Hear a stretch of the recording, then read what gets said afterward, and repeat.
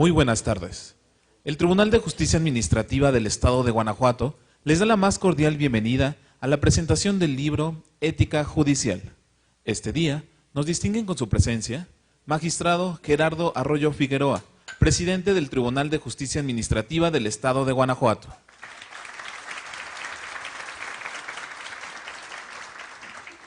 Doctor Ariel Alberto Rojas Caballero, autor y presentador de la obra.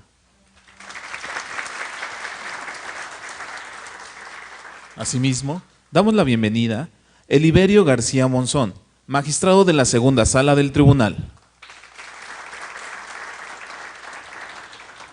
Antonia Guillermina Baldovino Guzmán, magistrada de la Tercera Sala del Tribunal. José Cuauhtémoc Chávez Muñoz, magistrado de la Cuarta Sala del Tribunal. Arturo Lara Martínez, magistrado de la Sala Especializada del Tribunal.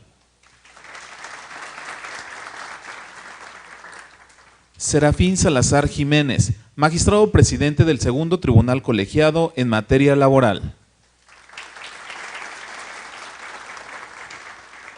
Licenciada Miriam Ramírez Sevilla, directora del Instituto de la Justicia Administrativa del Tribunal.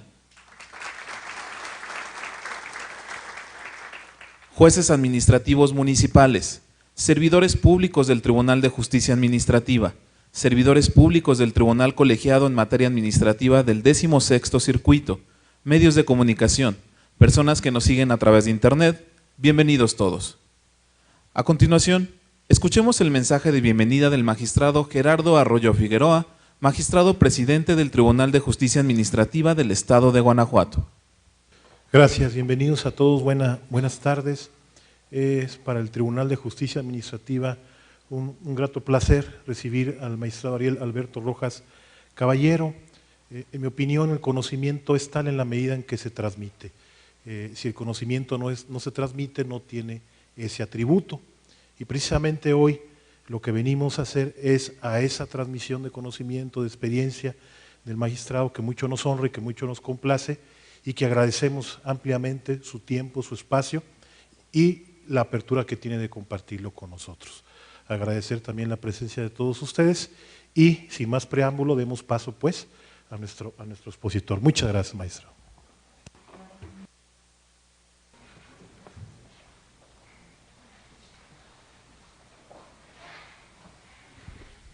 A continuación, demos paso a la presentación del libro a cargo del magistrado Ariel Alberto Rojas Caballero, de quien me permitiré leer un resumen curricular.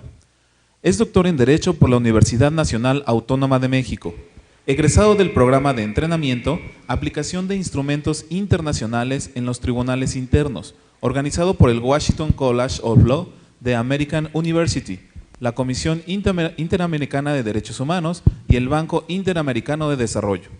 Ha cursado 6 diplomados en distintas materias jurídicas y administrativas. Cuenta con una experiencia docente de 28 años. Ha sido catedrático, entre otras instancias, en la Facultad de Derecho de la Universidad Nacional Autónoma de México, en la Universidad Iberoamericana, en el Centro Universitario México, en la Escuela Libre de Derecho de Puebla, en la Universidad de Guanajuato y en el Instituto de la Judicatura Federal, Escuela Judicial.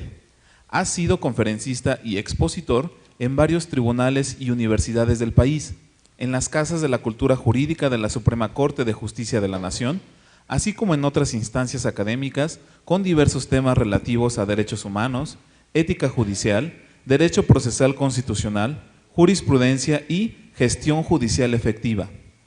Es magistrado de circuito inamovible, adscrito al primer tribunal colegiado en materia administrativa del 16º Circuito, con una antigüedad de 24 años en el Poder Judicial de la Federación. Es integrante del Pleno en materia administrativa del 16º Circuito desde su creación, delegado en Guanajuato e investigador honorario del Instituto de Investigaciones Jurisprudenciales y de Promoción y Difusión de la Ética Judicial de la Suprema Corte de Justicia de la Nación de enero de 2012 a agosto de 2014. Fungió como coordinador general de magistrados de circuito y jueces de distrito del 16º Circuito y Tercera Región Auxiliar durante el 2010. Fue juez de distrito en materia mixta por casi 9 años y ratificado por el Consejo de la Judicatura Federal en 2005. Integró el Comité Académico del Instituto de la Judicatura Federal, Escuela Judicial, de 2004 a 2008. Fue secretario particular y secretario de Estudio y Cuenta de la Suprema Corte de Justicia de la Nación, adscrito a la Segunda Sala Administrativa y Laboral, dentro de la ponencia del ministro Mariano Azuela Huitrón. El magistrado Rojas Caballero ha sido reconocido por su trayectoria en el ámbito jurídico y como juzgador por la Federación de Colegios, Barras y Asociaciones de Abogados del Estado de Veracruz y el Gobierno del Estado de Veracruz el 12 de julio de 2004, el 21 de abril de 2007 por el Colegio Único de Jueces de ese Estado y el 12 de julio de 2018 por el Colegio de Abogados de León. Es autor de 11 libros sobre ética judicial, derechos humanos, control constitucional, historia del derecho mexicano, jurisprudencia y administración de órganos jurisdiccionales. Además, participante en 5 obras colectivas y autor de 12 artículos publicados en revistas. Sin más preámbulo, cedo el uso de la voz al magistrado Ariel Alberto Rojas Caballero. Bienvenido. Federico II de Prusia acostumbraba a pasar grandes temporadas en un palacio cerca de Potsdam, que se llamaba Sans Souci, que en francés quiere decir sin preocupaciones. Federico II de Prusia veía que en los jardines de ese hermoso palacio estilo rococó se construyó por el dueño del terreno un molino, y ahí está la imagen real de cómo está ese palacio.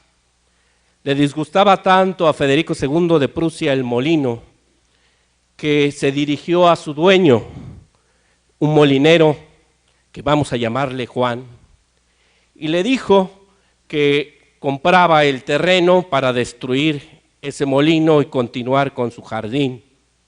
Juan el molinero le dijo que no estaba interesado en vender ese terreno, a lo que Federico II de Prusia le dijo que entonces se lo iba a quitar, lo iba a desposeer de ese molino.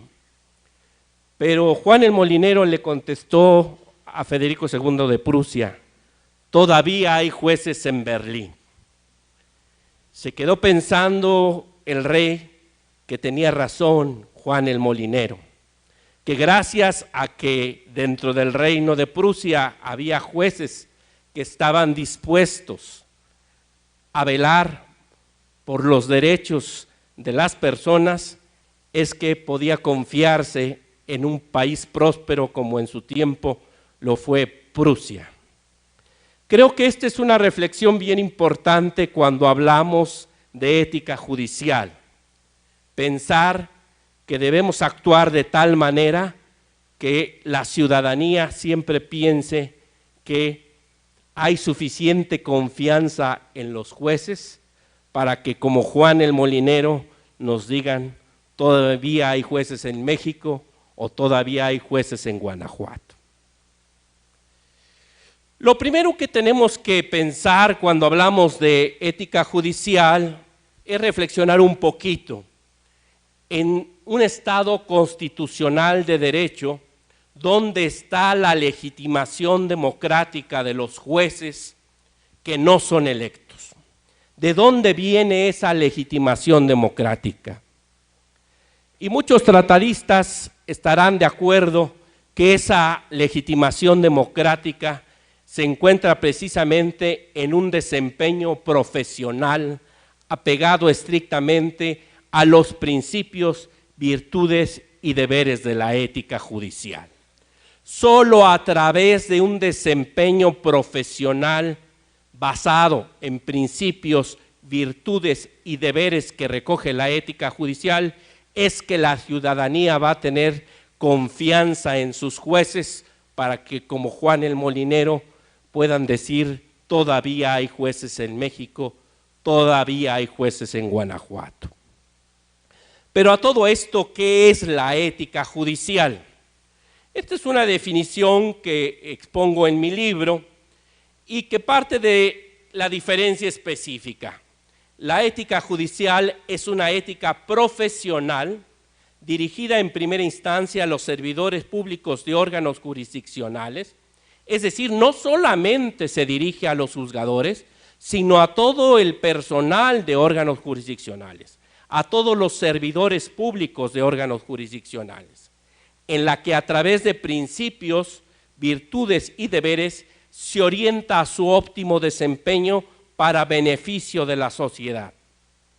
Y a la vez fomenta una buena percepción pública para incidir sobre la aceptación y confianza social y por lo tanto sobre la legitimidad que se les reconoce.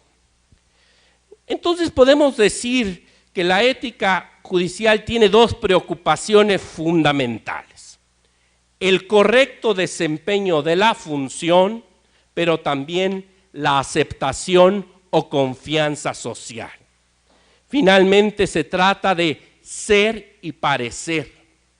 La ética judicial en muchos supuestos, como lo vamos a ver a lo largo de esta plática, atiende a lo que un observador razonable pudiera pensar de determinada situación.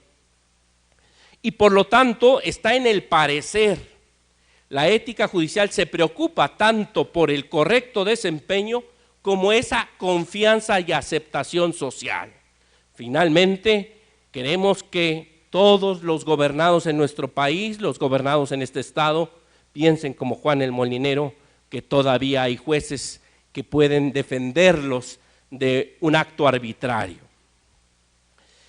De tal manera que la ética judicial tiene un ámbito que podemos decir público, porque es una ética profesional que se circunscribe en primera instancia al correcto desempeño de la función en los propios órganos jurisdiccionales, pero también a lo que tiene que ver en el ámbito público, donde cualquier observador razonable pudiera poner en duda el correcto desempeño de un servidor público de un órgano jurisdiccional.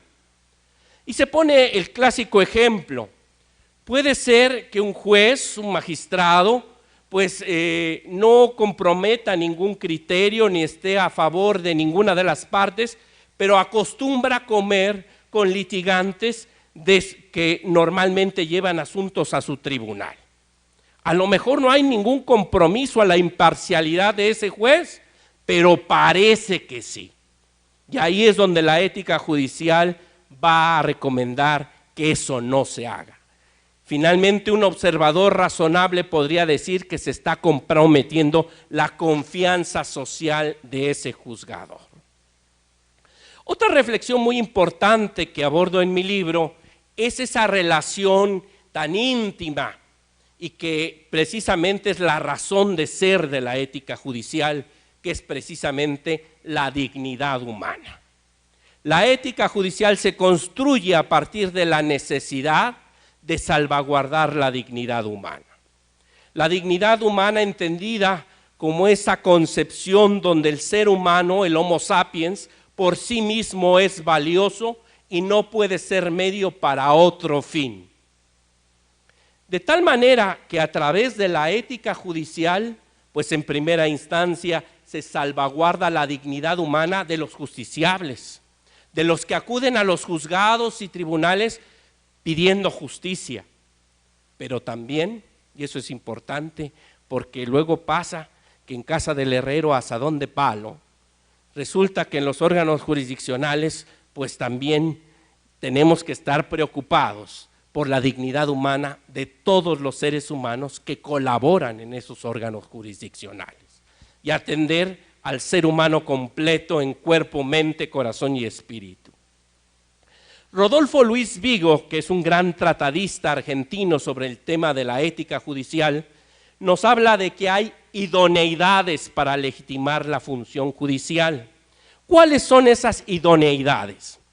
Pues la primera es lógico, técnico-científica. El juzgador tiene que ser un perito en derecho, un conocedor de la rama del derecho que está manejando. Tiene que tener una idoneidad físico-psicológica. Tiene que tener idoneidades gerenciales, que ese es un tema que también he desarrollado y que me parece muy importante para lograr el objetivo de justicia pronta, completa e imparcial. El juez debe ser un administrador de justicia no solo en el sistema y desde la concepción de que dirime controversias aplicando la ley al caso concreto, sino que también tiene que aplicar principios administrativos para el correcto desempeño de ese órgano jurisdiccional.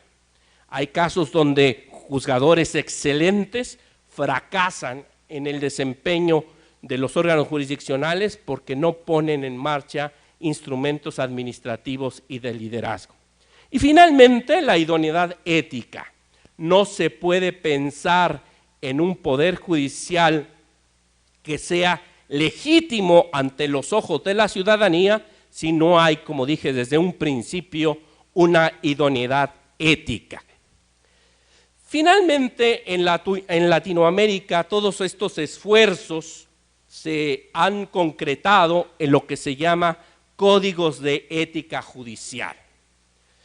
Se ha visto en la ética profesional en general que se reúnen comités de expertos con participación de filósofos y desde luego de profesionistas de ese determinado ámbito, y a partir de estas dos preocupaciones, el correcto desempeño de la función y la confianza social, se identifican los principios, virtudes y deberes que son idóneos para lograr precisamente esos dos objetivos. En Latinoamérica esto se ha generado a partir de varios instrumentos internacionales, donde finalmente se concreta en nuestro país con códigos de ética judicial. Los primeros instrumentos internacionales son los principios básicos relativos a la independencia de la judicatura de 1985. Todos estos documentos creo que son muy importantes porque hablan de lo que finalmente será los detonadores de los códigos mexicanos. El Estatuto Universal del Juez de 1999, el Estatuto del Juez Iberoamericano del 2001, los principios de Bangalore sobre la conducta judicial del 2002, la Carta de Derechos de las Personas ante la Justicia en el ámbito judicial iberoamericano de 2002 también. Y finalmente esto se concreta en el Código de Ética del Poder Judicial de la Federación de 2004. Don Mariano Azuela Huitrón, a quien dedico yo este libro de ética judicial, le tocó por suerte, de esas coincidencias que le da la vida, asumir la presidencia de la Suprema Corte de Justicia de la Nación y del Consejo de la Judicatura Federal, y México ya había participado en varias cumbres iberoamericanas, donde se había adoptado el compromiso de detonar la codificación en cada uno de los distintos países. Se hace una convocatoria muy amplia para la elaboración del código, se nombra una comisión que presidió el ministro Guillermo Ortiz Mayagoitia y se elaboró este Código de la Ética del Poder Judicial de la Federación en 2004, que sí hay que comentar que fue el detonador en México de la codificación en distintos ámbitos. A partir del 2004, como lo documento en mi libro, se da un proceso en todos los poderes judiciales de los estados, en varios otros tribunales del país, y de tal manera que también se genera la preocupación a nivel interamericano en el 2006 de crear un código modelo iberoamericano de ética judicial. Este código modelo iberoamericano fue elaborado por Rodolfo Luis Vigo y Manuel Atienza. El código modelo iberoamericano, yo siempre comento en mis clases de ética judicial, que es un verdadero libro de texto de ética judicial, lógicamente por quienes intervinieron como los elaboradores del código. Y finalmente en el 2010 en México tenemos un Código Nacional Mexicano de Ética Judicial. En el caso del Tribunal de Justicia Administrativa del Estado de Guanajuato sabemos que no tiene su propio código, pero está regido tanto por el Código Modelo Iberoamericano de Ética Judicial del 2006 como por el Código Nacional Mexicano del 2010. Todos estos documentos creí muy importante que en mi libro se encontraran como anexos, porque no hay como tenerlos a mano y estarlos consultando, porque vamos a ver la necesidad de tener presentes cada una de las descripciones de lo que involucran los principios, virtudes y deberes que se recogen en cada uno de estos distintos códigos.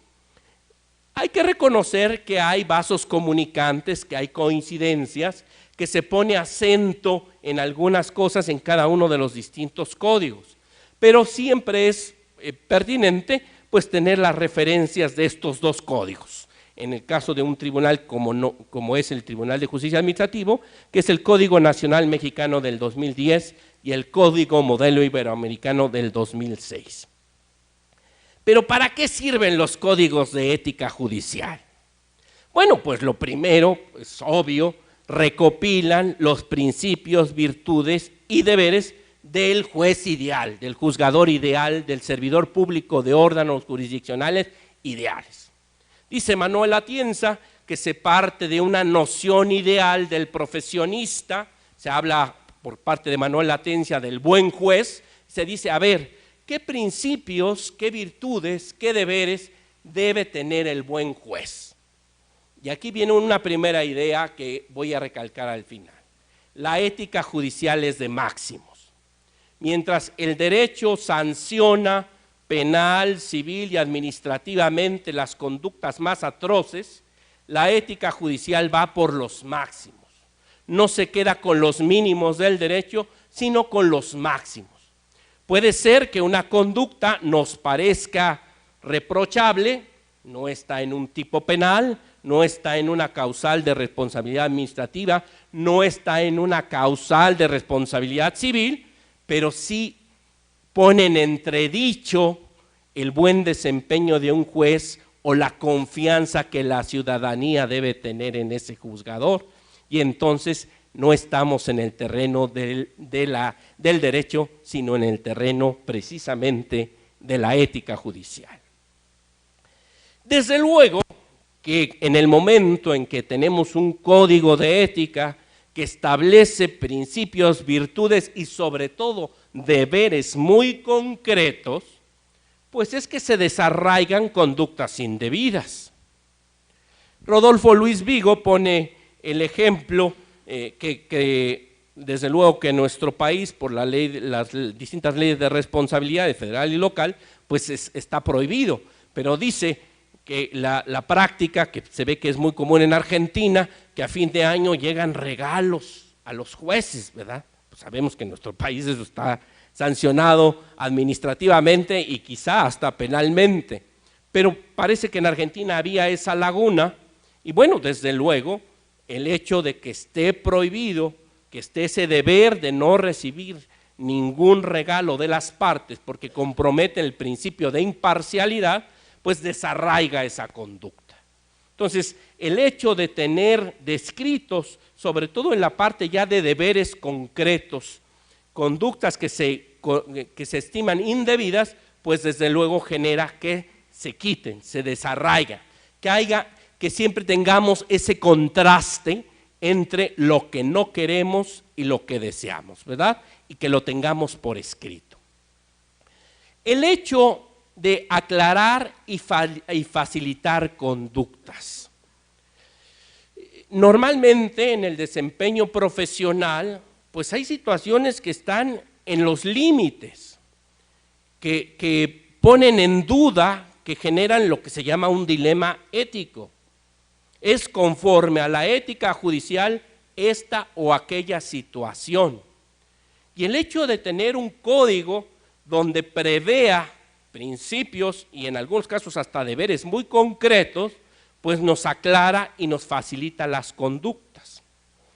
Yo les quiero poner un ejemplo de lo que vivimos los jueces y magistrados federales el año pasado. A través de varias iniciativas legales y la entrada en vigor de una ley, pues se atentó gravemente, y se pensaba atentar todavía más, contra la independencia judicial.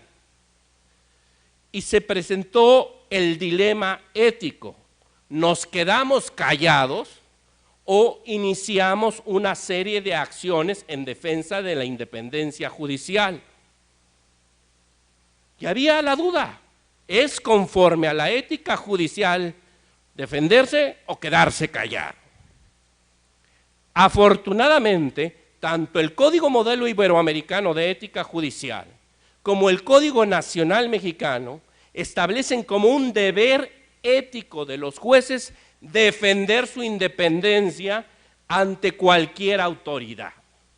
Entonces, no solo es conforme a la ética, sino que debe realizarse. La independencia judicial es el valor más apreciado de la judicatura. Por lo tanto, es que los códigos se preocupan en que no solo se resuelva conforme a derecho, quitando cualquier influencia proveniente del sistema político, sino que además se defienda por los jueces la independencia judicial. Entonces, fíjense ustedes el valor que tienen los códigos de ética, que ante la duda, pues está resuelto el tema de forma muy concreta. Disuaden voluntades proclives a actitudes incorrectas. Pues desde luego el hecho de tener deberes ya muy concretos, pues el hecho de que se vaya en contra de ellos, pues es una forma de disuadir perfectamente que eso se logre, ¿no? Y desde luego, pues como vamos a ver, la ética judicial está en los máximos, pues refuerza mi voluntad para lograrlo. Y un poquito es el tema de las virtudes, de que finalmente las virtudes se imponen como esa meta deseable y que tengo que ir a lograr con conductas todos los días.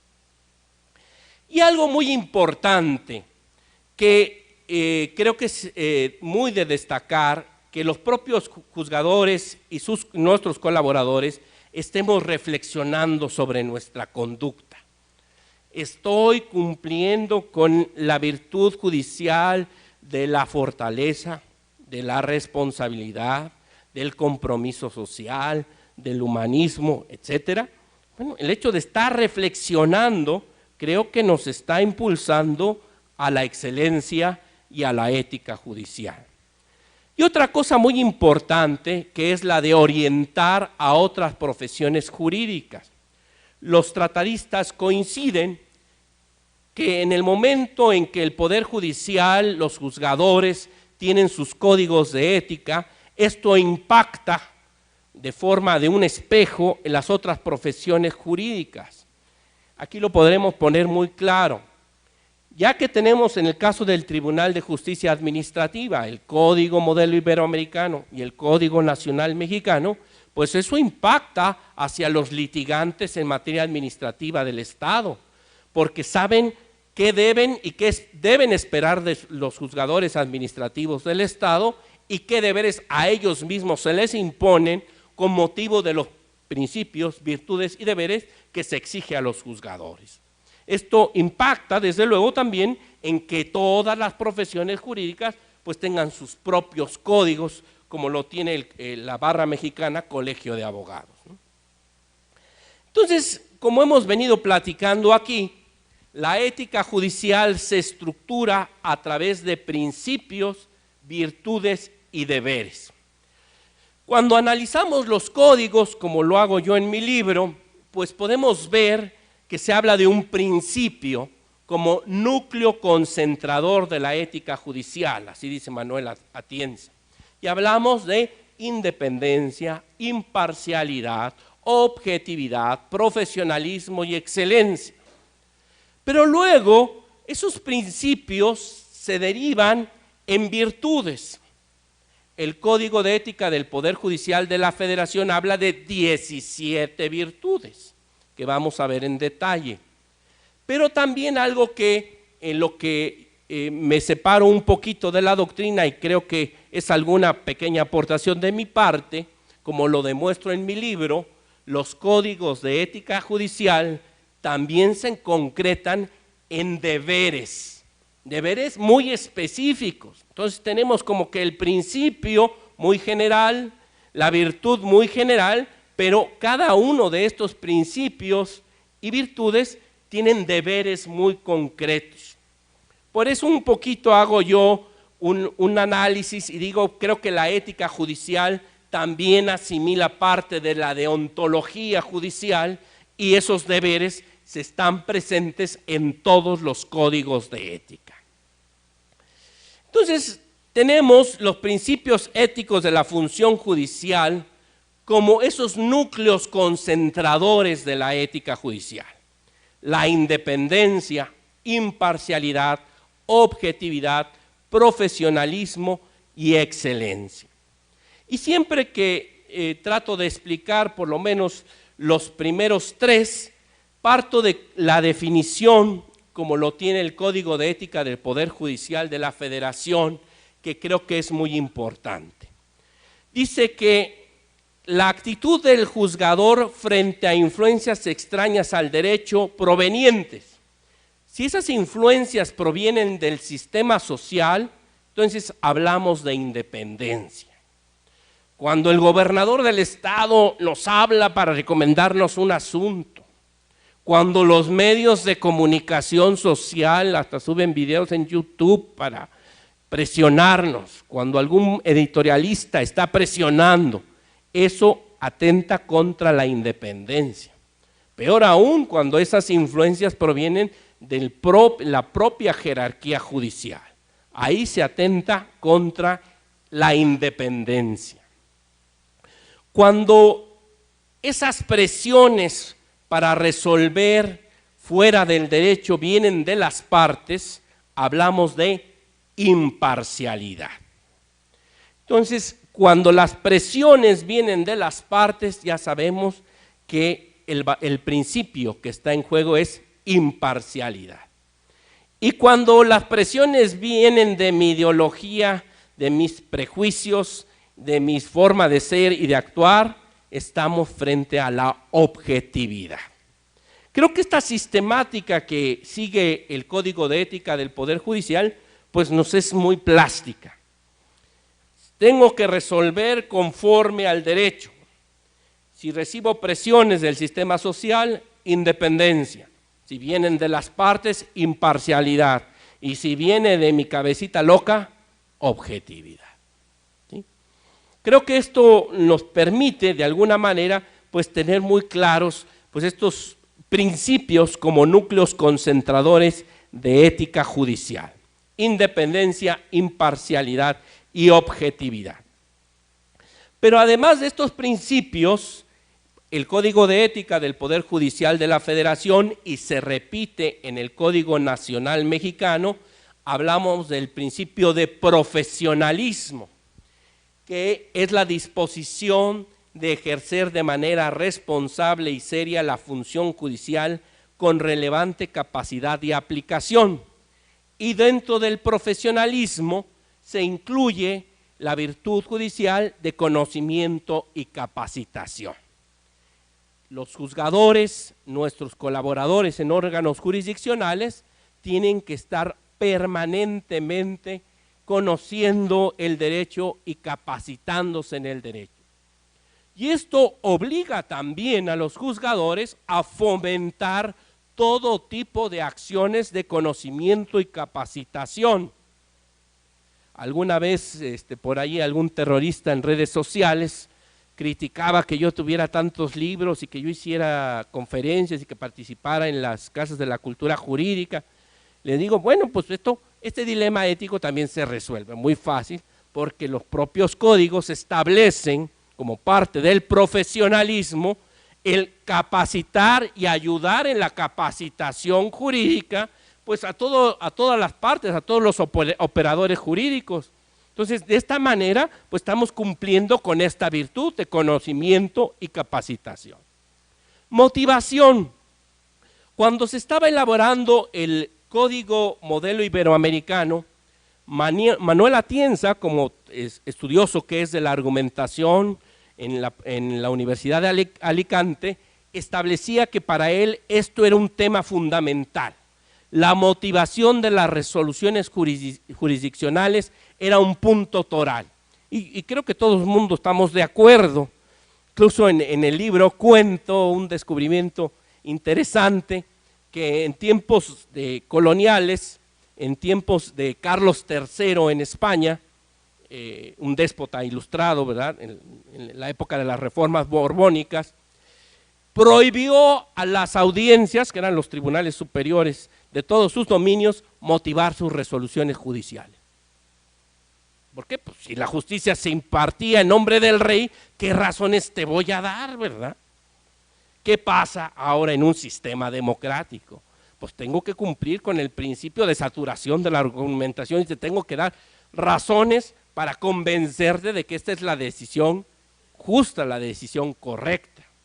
Y creo que aquí es donde está precisamente esta función importante que hemos visto de la ética judicial, de generar la confianza social. Claro que en estos tiempos donde pues hay que ser políticamente correcto en muchos temas, pues la labor en la administración de justicia pues siempre será así, de que alguna parte quedará inconforme, pero quedará inconforme con buenas razones. Y creo que eso es lo más importante, dar buenas razones para la decisión jurisdiccional. Laboriosidad. No podemos entender un correcto funcionamiento de los órganos jurisdiccionales con pereza. Cuento en el libro una anécdota que me tocó vivir con el ministro Azuela cuando estrenábamos la 9ª época del Semanario Judicial de la Federación, cuando se reestructura la Suprema Corte y yo empiezo a colaborar con el ministro Azuela, primero como secretario particular, y entonces me instruyó el ministro Azuela de que mi primera labor era pues darle una revisadita a más de 200 expedientes que recibimos de la sala auxiliar. Entonces pues abrí mi privado, donde según esto iba a estar mi oficina de secretario particular, pues no podía ni abrir la puerta de los 200 expedientes que me dejaron ahí. Y bueno, pues laboriosidad, me puse a darles y separé y le di cuenta al ministro de que más del 80% de esos asuntos, era ley de amparo anterior, estaban caducos. Luego me instruyó para hacer los proyectos y en la primera sesión de la sala salieron los 80 asuntos. Y entonces el ministro acuñó una frase que siempre me ha gustado mucho, que dice, este es un ejemplo de lo que es la flojera de la flojera. Y sí es cierto, ven los asuntos así gigantescos y bueno, pues lo primero es que a ver de qué se trata. A ver, el toca, pues está caduco, vámonos de una vez, ¿para qué lo entretienes más tiempo? Otra anécdota con el ministro Azuela, ya era secretario de Estudio y Cuenta, y sabiendo cómo era yo de inquietito, el ministro Azuela me manda ahí a una secretaria y me manda con 3 personas que venían cargando diablitos con un montón de cajas. Me dice, ahí le manda este asuntito el ministro Azuela. Y le digo, no, a ver, déjeme ver el toca. Veo el toca, veo de qué se trata.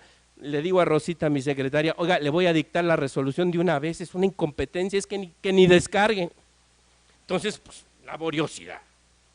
Hay gente que le gusta vivir ahí con el cerro de expedientes, pues hay que abrirlos, lo primero hay que abrirlos, ver de qué se trata, y a lo mejor es una cosa muy sencilla.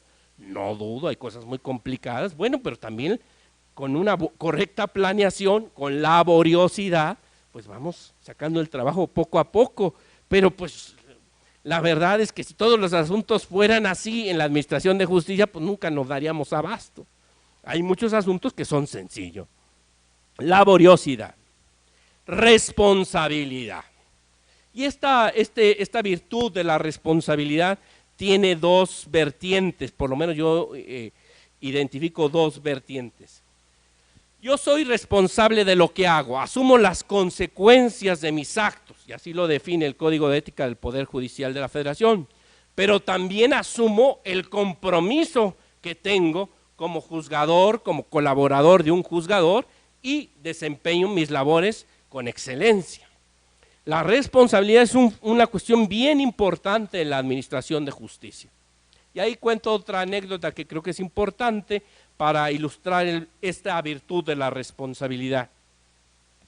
El que fue mi primer secretario en el juzgado de distrito, una persona pues muy comprometida con la administración de justicia, muy conocedor de la materia penal, había sido Ministerio Público de la Federación en tiempos muy complicados en la frontera norte, y gracias a su extraordinario desempeño, pues lo llevé de la sección penal a la sección de amparo, Y bueno, pues lo nombré mi primer secretario y empecé a advertir en sus proyectos muchas deficiencias, cosas que me parecían pues muy elementales. Finalmente hablé con él y le dije, oye, ¿qué está pasando? No, pues mire, en ese entonces, señor juez, tengo este problema familiar, ya se desahogó conmigo, pero yo le aseguro que esto no va a volver a pasar. Reconozco mi error y esto no va a volver a pasar. Entonces, responsabilidad, ¿no? Asumo el control de mi vida, ¿no? Respondo por lo que hago, responsabilidad, respeto. Creo que esta es una cuestión bien importante en esas otras dos vertientes que veíamos de la ética judicial, ¿no? La ética judicial hacia los justiciables y la ética judicial hacia los colaboradores y compañeros de trabajo. En cualquier relación humana, cuando no hay respeto, pues no hay absolutamente nada. Entonces, el respeto, el valor, la dignidad humana que está en juego en cada expediente, pues no tenemos que perderlo de vista. Y el respeto a los compañeros y colaboradores. Cortesía. Fíjense ustedes que esta virtud judicial la incorpora expresamente tanto el Código Modelo Iberoamericano como el Código Nacional Mexicano, no así el Código de Ética del Poder Judicial de la Federación, pero se considera una virtud la cortesía. Incluso la Comisión Nacional de Ética Judicial tiene varias recomendaciones en torno al tema de la cortesía, ¿verdad? Secreto profesional. Pues por nuestras manos pasan cosas muy delicadas. Sabemos que hay una ley general de protección de datos personales, estamos enterados de cosas muy delicadas y desde luego estamos obligados al secreto profesional, ¿verdad? A no andar divulgando lo que conocemos con motivo de nuestra labor profesional. El Código de Ética del Poder Judicial de la Federación, a través del principio como núcleo concentrador de ética judicial de la excelencia, recoge 17 virtudes, algunas las puse en profesionalismo, voy a comentar ahora las que no he hecho en esa parte. El humanismo, las leyes están hechas para servir al hombre y no al revés, debemos ser especialmente sensibles de que está en juego, desde luego, la dignidad humana. Justicia, pues sí, a lo mejor aparece hasta un pleonasmo que estemos hablando de una ética profesional para juzgadores, pero que también tengamos una virtud judicial de justicia, de darle lo suyo a cada quien. Y bueno, ya sabemos que hay una gran disquisición filosófica de lo que es la justicia, pero finalmente tenemos que hacer el máximo esfuerzo para que a través de nuestras resoluciones brille la justicia a través del derecho. Prudencia, prudencia, la ciencia de los prudentes. Esto obliga al juzgador y a sus colaboradores a deliberar, a considerar todas las cuestiones antes de actuar, a llegarse de todos los elementos antes de actuar. La prudencia en la vida cotidiana es muy importante. Debemos primero estar atentos a esas situaciones de riesgo, a esas situaciones conflictivas que nos presenta la vida. Darnos un espacio para deliberar, considerar todas las cosas y finalmente actuar. Yo cuento en el libro una anécdota de un ejemplo de prudencia en el caso ya de una resolución de la Suprema Corte de Justicia de la Nación. Me tocó proyectar un asunto muy interesante en ese momento, que era sobre el convenio 183 de la OIT. En ese entonces, pues ni en la Corte estaba el convenio de la OIT, afortunadamente en el centro de la Ciudad de México teníamos a tiro de cañón el Senado de la República, ahí conseguí el convenio, finalmente era el tema de libertad sindical. Entonces yo presenté un proyecto con un criterio en ese entonces pues muy innovador, porque ponía en el mismo nivel normativo los tratados internacionales en materia de derechos sociales, como el caso de un convenio ratificado por México de la OIT, que la Constitución mexicana. El ministro Azuela se enamoró del proyecto y así lo presentó al Pleno. Pero en el Pleno, el ministro Díaz Romero dijo, mire, estamos resolviendo un asunto ya de libertad sindical, previo al mío, pero lo estamos resolviendo a través de una interpretación del apartado B del 123, porque era libertad sindical en el apartado B. Entonces, a partir de esta interpretación, pues no, creo que con eso es suficiente y dejamos para después el tema de la jerarquía normativa de los tratados internacionales en materia de derechos sociales. Bueno, pues sí, yo pensé para mí, bueno, para después, pues hasta el 2011, ¿verdad? Que el Poder Revisor de la Constitución lo puso en el mismo nivel normativo, pero bueno, en ese entonces pues ya adivinábamos en qué lugar debían estar los tratados internacionales en materia de derechos sociales. Y hago la reflexión ahí del ministro Díaz Romero, que creo que él era el ejemplo de la prudencia.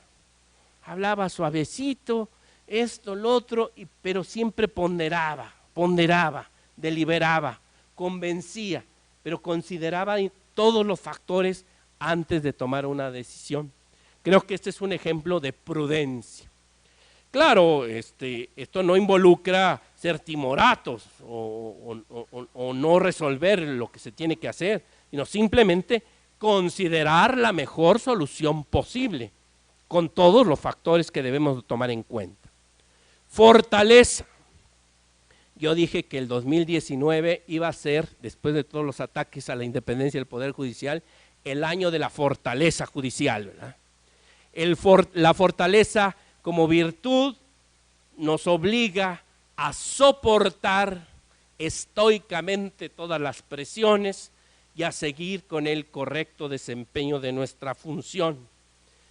La fortaleza es muy importante en el trabajo jurisdiccional porque pues es muy fácil, ¿verdad?, que nos desmoronemos frente a la primera complejidad, frente al primer proyecto que no pasó, frente a un comentario muy agudo del compañero.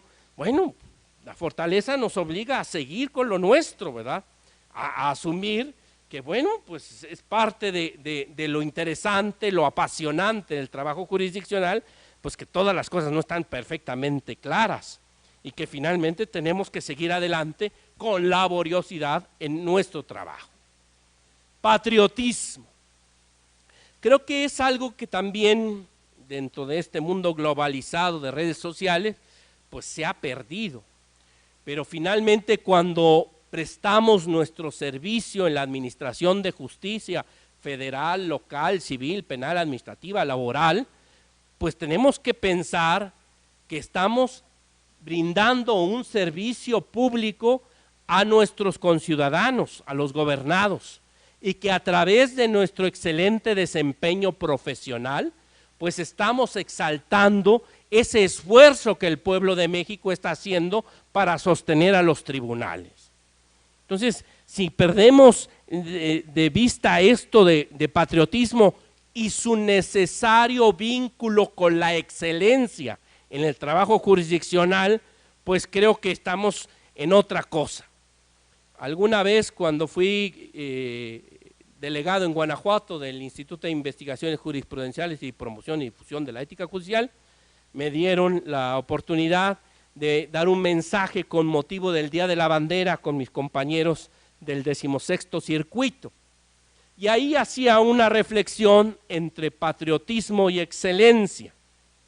Y precisamente ahí yo veía que si los servidores públicos que laboramos en órganos jurisdiccionales no estamos comprometidos realmente con nuestra labor, pues somos burócratas sin sentido y vividores del gasto público. Entonces hay que tener muy claro el patriotismo porque hay situaciones a veces muy complicadas, decisiones muy difíciles, pero estamos trabajando por el bien de México y eso no hay que perderlo de vista. Compromiso social. En un país con tantas desigualdades, con más de la mitad de la población en pobreza extrema, pues desde luego que nuestro trabajo, nuestra labor jurisdiccional tiene que tener ese compromiso social que desde luego puede reflejarse en otro tipo de acciones, de eventos que se organicen en favor de la comunidad, pero en primera instancia ese compromiso social nos obliga a realizar nuestras labores de forma excelente. Orden, orden. Creo que esto viene de la mano y de ahí yo lo retomo con el tema de la efectiva organización de juzgados y tribunales. Cuando uno actúa con orden, el orden piensa por uno. Entonces, hay que invertir tiempo en planear, en organizar, en integrar, en hacer los procesos administrativos y después ese orden piensa por nosotros mismos. Se vuelve una sinergia extraordinaria. Y bueno, en mi libro de Administración y Liderazgo para órganos jurisdiccionales narro pues precisamente lo que es contrario al orden y empiezo con la metáfora del juzgado pésimo de distrito en la ciudad del caos. Y ese juzgado pésimo de distrito en la ciudad del caos, pues curiosamente lo conocí en Ciudad Nezahualcóyotl, en México. Pues que pues, todo estaba mal. Todos los días se inventaban los procedimientos, todos los días había un acuerdo diferente para cosas muy sencillas, la estadística la hacía el supersecretario en su mente, ¿verdad? No había control de nada, todos trabajaban jornadas extenuantes y además las instalaciones del juzgado pues daban mucho que desear. Con orden, finalmente, pues todo eso puede cambiar. A lo mejor con instalaciones muy modestas, pero limpias y ordenadas, pues eso empieza y habla precisamente bien de un servicio público que se puede prestar, ¿verdad? Decoro. Y bueno, esto es también ese tema que va de la mano con lo que un observador razonable puede opinar. Cuando este año estaba dando el seminario de ética judicial, salió el tema del decoro y cómo es un tema que pues va cambiando. Y les recordé pues lo que se supo en el Poder Judicial de la Federación respecto a un juez que fue suspendido y no sé finalmente si destituido o por lo menos regañado porque en el carnaval de Mazatlán salió disfrazado de mujer en una comparsa. Y lo peor del caso que eso llegó a los ministros de la Corte cuando ellos eran los inspectores del Poder Judicial de la Federación. Y bueno, pues eso en su momento generó pues un gran revuelo. En ese momento, piensen ustedes que 1970, pues yo creo que en ese momento el juez faltó al decoro. Creo que actualmente pues sería un gran debate en un comité de ética si eso es faltar al decoro o no, ¿verdad? A lo mejor dicen, no, pues está defendiendo los derechos de la minoría, a lo mejor pues los comités tendrán que hablar en ese tema y resolver, pero el decoro, la vestimenta adecuada. También recuerdo que en el seminario de ética judicial el año pasado salió el tema donde finalmente les digo, estamos prestando un servicio público y la gente que trabajamos en los órganos jurisdiccionales tenemos que vestir adecuadamente. Y salió el tema de la mezclilla, si era correcto o no vestir de mezclilla. Y por ahí algún compañero que se sintió aludido dijo, oiga, pero también creo que se falta el decoro cuando se traen carros de lujo, cuando se usan relojes ostentosos, cuando se viste ropa muy cara, y le digo, tienes razón. Finalmente estamos en un tema del justo medio, ¿verdad? Y creo que tanto una cosa como la otra puede ser, desde luego, reprochable desde el punto de vista ético. Perseverancia. La virtud judicial de la perseverancia nos obliga a proseguir, a no darnos por vencidos, a insistir, persistir y nunca desistir, ¿verdad? Y ahí cuento la anécdota en el juzgado de distrito, que pues yo cuando llegué ahí veía con mucha preocupación que había 5 mesas de trámite y que cada mesa de trámite tenía su propia ley de amparo. El trámite cada mesa lo hacía diferente. Y entonces dije, pues esto no puede ser así, vamos a estandarizar la operación. Y bueno, pues eso se logró gracias a la perseverancia, ¿verdad?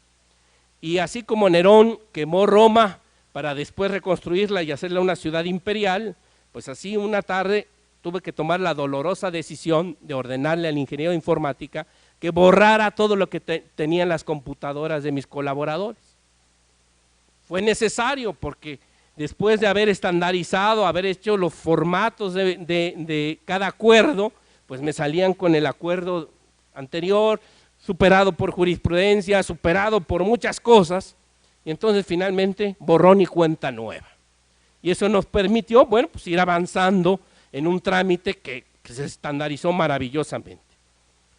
Eso es un ejemplo pues de perseverancia, porque varias veces estuve tentado a mandar todo al demonio, ¿verdad? Y dije, bueno, que hagan lo que les dé la gana, pero no. Finalmente, esto redundó en que pues, el juzgado caminaba solito, a pesar del juez. Y eso es maravilloso, cuando todos los colaboradores están empoderados y pueden contribuir a una organización que piensa, ¿no? Humildad, humildad. Creo que es el valor fundamental para poder superarse en la vida.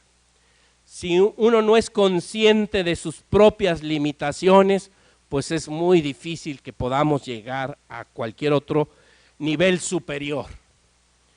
No todo lo sabemos, tenemos 2 manitas, una cabecita, 2 ojitos, somos personas que necesitamos descansar, que tenemos muchas limitaciones. Y la humildad nos permite pues precisamente partir de eso, de nuestras limitaciones humanas para podernos superar. Sencillez. Y creo que cuando describo en el prólogo del libro al ministro Azuela, creo que esa es una de sus virtudes principales, la sencillez. La gente sencilla, la que es tratable, la que con confianza pueden llegar los colaboradores a plantearle cualquier cosa, creo que ese es un valor muy importante en la labor jurisdiccional. Sobriedad en cualquier aspecto, sobriedad en cualquier aspecto.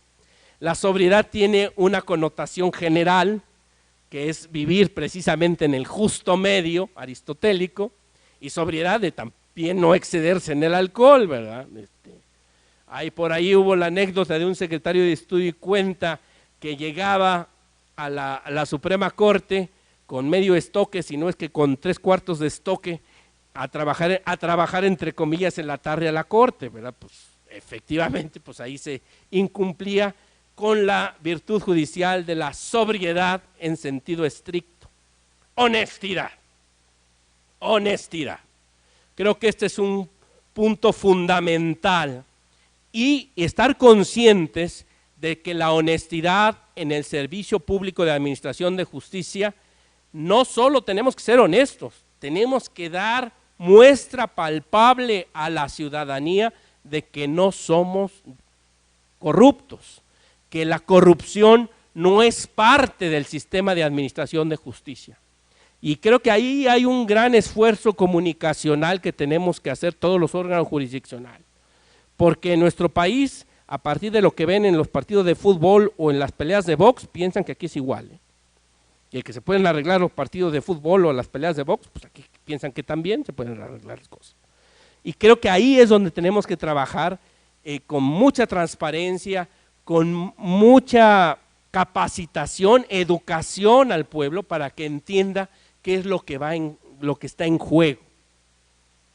Transparencia. Y creo que ya, además de que ese es un deber legal, deber constitucional, el de la transparencia, bueno, pues llevados con la prudencia del caso a niveles éticos, implica pues hacer las cosas de forma tal que la ciudadanía se entere claramente de lo que se está haciendo en los órganos jurisdiccionales. Finalmente, para entender la función judicial, pues hay varios modelos éticos y eso es parte de la discusión cuando se hace un código de ética o cuando se discute en un comité de ética. Nos podemos quedar en las consecuencias, en los deberes o hablar, como es el modelo que se adopta en los códigos de ética latinoamericanos, en una ética de las virtudes, como lo propone Aristóteles, donde precisamente las conductas correctas, reiteradas, permite hacer hábitos buenos, y esos hábitos buenos nos lleva a la excelencia. En la ética a Nicómaco, Aristóteles dice que una golondrina no hace verano, y como ya lo ha demostrado la neurociencia, si una misma acción la repetimos por 20 días, se hace un circuito neuronal que permite que esto se vuelva un hábito. Y si ese hábito es bueno, pues nos lleva a la excelencia. La idea es que esto se convierta en una segunda naturaleza, en la forma normal de actuar, y que estas virtudes judiciales, entendidas como capacidad y potencia propia del hombre, en esa capacidad o potencia moral, pues nos lleve precisamente a la excelencia, al correcto desempeño de la función, pero además a ganar esa confianza ciudadana en la sociedad. Reiteramos que la ética judicial no se queda en la sanción o en el reproche a las conductas más deleznables, que esa sanciona el derecho. Las normas jurídicas sancionan los mínimos éticos. La ética judicial va más allá, está en la parte de los máximos.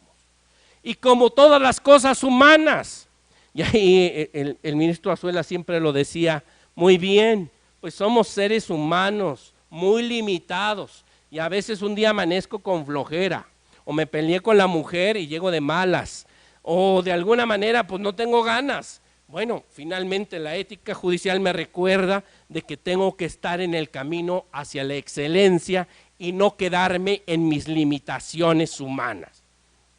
Y finalmente, pues esto se logra día con día. La ética judicial finalmente es el faro que orienta la conducta de los juzgadores y sus colaboradores a la excelencia. Finalmente es como un faro que nos dice hacia dónde guiar nuestra conducta. Fíjense que me encontré esta reflexión que creo que nos ilustra muy bien como punto final de esta pequeña charla sobre los contenidos de mi libro. Dice que le preguntaron al gran matemático persa Al-Khwarizmi sobre el valor del ser humano y éste respondió: si tiene ética, entonces su valor es igual a 1. Si además es inteligente, agréguenle un 0 y su valor será igual a 10. Si también es rico, súmale otro 0 y su valor será igual a 100. Si por sobre todo es además una persona de bello aspecto, agréguele otro 0 y su valor será igual a 1000.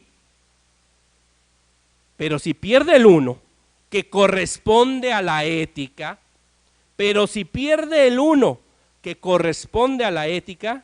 perderá todo su valor, pues solamente le quedarán los ceros. Así de sencillo.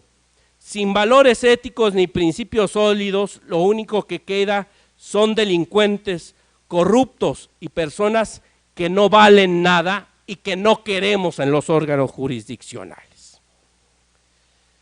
Mi libro se lo dedico con mucho cariño al ministro en retiro, don Mariano Azuela Huitrón, que creo que si alguien representa a un buen juez, pues es precisamente él, con el que tuve el gran gusto de colaborar en la Suprema Corte de Justicia de la Nación.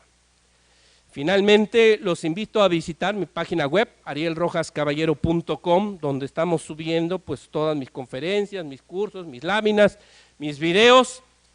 Próximamente tendremos el video de esta conferencia y por lo pronto ya están las láminas de esta conferencia, si lo quieren consultar en la página arielrojascaballero.com. Creo que es un instrumento didáctico extraordinario y ahí ya pueden descargar gratuitamente las láminas de la conferencia. Y también a que se suscriban gratuitamente.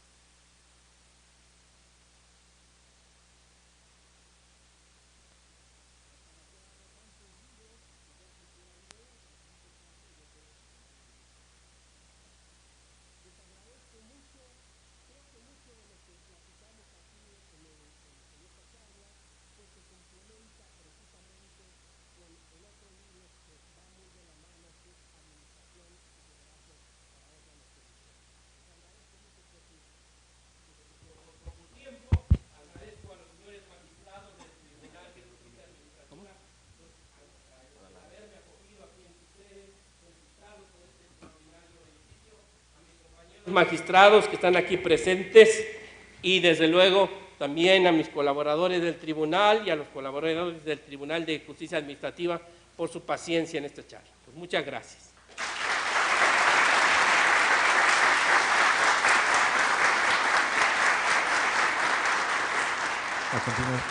A continuación, cedo el uso de la voz al magistrado Arturo Lara Martínez, quien entregará el reconocimiento respectivo.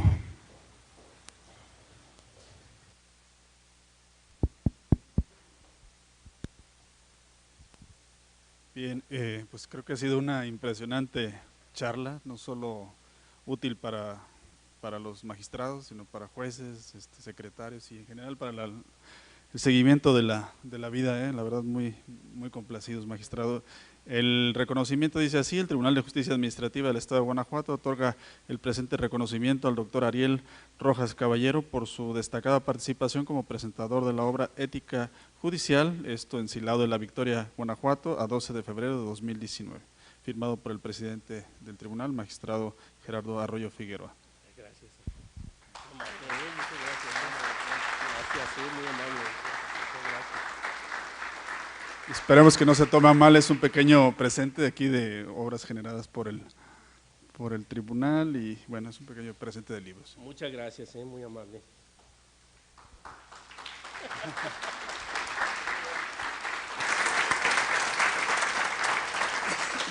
Es así como damos por concluido el presente evento. Por su atención, muchas gracias.